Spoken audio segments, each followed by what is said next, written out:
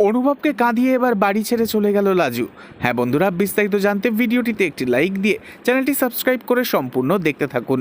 নতুন পর্বতে দেখতে পাওয়া যায় লাজুকে অনুভবের মা ভীষণ রকমভাবে কথা শোনায় আর বলে, তুমি আমাদের বাড়ির কোনো ব্যাপারে নাক গলাতে আসবে না, দয়া করে এই বাড়ির থেকে তুমি বেরিয়ে যাও আর আমাদের মুক্তি দাও। তবে অনুভবের মায়ের এই সমস্ত কথা শুনে লাজুর মনটা বড্ড খারাপ হয়ে যায়। অনুভব মনে মনে বলতে থাকে, কিছুতেই তোমাকে এই বাড়ির থেকে চলে যেতে আমি দেবো না লাজু, প্রয়োজন পড়লে সবাইকে সব সত্যি আমি বলে দেবো।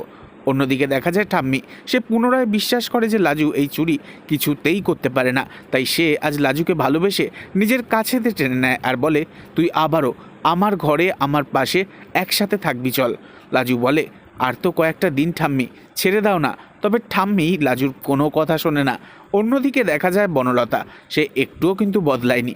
লাজু যে তাকে প্রাণে বাঁচানোর জন্য নিজের ঘাড়ে মিথ্যে অপবাদটা চাপিয়ে নিয়েছে, সেই সমস্ত বিষয়ের গুরুত্ব বনলতা একটুও উপলব্ধি পর্যন্ত করতে পারে না। বনলতা এখনও চায় লাজু এই বাড়ির থেকে চলে যাক আর অনুভবকে নিয়ে সে একাই সুখের সংসারটা সাজাবে। কিন্তু অনুভব আজ ভীষণ দুশ্চিন্তা করলে বনলতা পাশে এসে বলে, তুমি কি এভাবেই সারা রাত দুশ্চিন্তা করবে, ঘুমোবে না? তখন অনুভব বলে, এতই যদি লাজুর কথা ভাবো তুমি, সৎ সাহস থাকলে তাহলে সবাইকে গিয়ে এক্ষুনি সমস্ত সত্যিটা বলে দাও দেখি। এ কথা শুনে বনলতা চিন্তায় পড়ে যায়। তবে অনুভব সে কিন্তু কিছুতেই চায় না লাজুর সাথে তার সম্পর্ক যেন কোনোভাবেই শেষ না হয়ে যায়। তো বন্ধুরা, কি মনে করছেন আপনারা?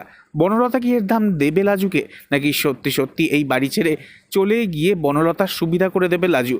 নেক্সট আপডেট জানতে এক্ষুনি সাবস্ক্রাইব করে আমাদের সাথেই থাকবেন। ধন্যবাদ।